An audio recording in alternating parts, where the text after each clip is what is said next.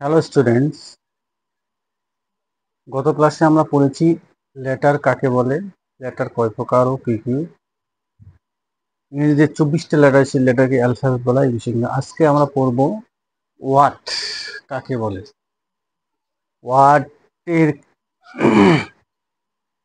গঠন কিভাবে হয় এবং ওয়ার্ডের কাজ কি, এই তিনটি বিষয় পড়বো আমরা আজ।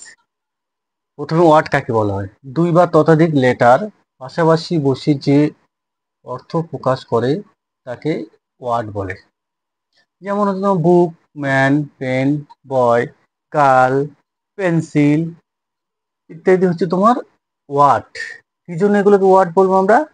কতগুলো লেটার আছে এর মধ্যে, লেটারকে আবার দুটি পার্টিশনে ভাগ করা হয়। মনে রাখতে হবে যে টোটাল যে 26টি লেটার আছে, লেটারের মধ্যে এ, ই, আই, ও, ইউ এই পাঁচটিকে বলা হচ্ছে তোমার ভায়েল, আর বাকি যে 21টি আছে কনসোনেন্ট বলা হয়।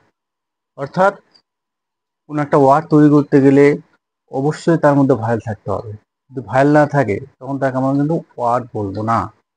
পাঁচটি এ, ই, আই, ও, ইউ, এই পাঁচটির মধ্যে কোনো একটা থাকতে হবে। আর থাকতে হবে সেটা বিষয় আলাদা, পরে যখন অ্যাডভান্স আসবে তখন আমি সেটা বলবো। যেমন কনসোনেন্ট প্লাস ভায়েল সমান সমান word, vowel plus consonant plus vowel সমান সমান ওয়ার্ড হতে পারে।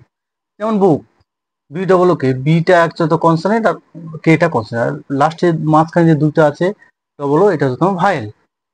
এইভাবে ভাইয়েল। আর তারপরে আমরা পড়বো কি যে ওয়ার্ডের কাজ কি। ওয়ার্ড ওয়ার্ড দিয়ে আমরা সেন্টেন্স তৈরি করতে পারবো। ওয়ার্ড ছাড়া কিন্তু সেন্টেন্স হবে না।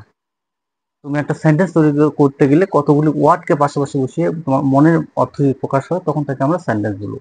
তাহলে তোমাকে সেন্টেন্স তৈরি করতে গেলে ওয়ার্ড বিষয়ে সঠিক ধারণা থাকতে হবে। তাহলে আমি আরেকবার রিভিশন করে দিচ্ছি যে দুই বা ততোধিক লেটার পাশাপাশি বসিয়ে যদি কোনো অর্থ প্রকাশ করে তখন তাকে বলা হচ্ছে তোমার ওয়াট। তবে একটাও থাকতে পারে, যেমন এ সমান সমান একটি, আই সমান সমান আমি, এগুলো কিন্তু ওয়াট হয়। ব্যতিক্রম বলে জিনিস আছে, তাই এই ক্ষেত্রে ব্যতিক্রম দেখা দিচ্ছে। তো আজ আমরা এই বিষয়টা পড়লাম, পরের দিন আমরা আরো একটু অ্যাডভান্স করবো। ঠিক আছে, সবাই ভালো থাকো।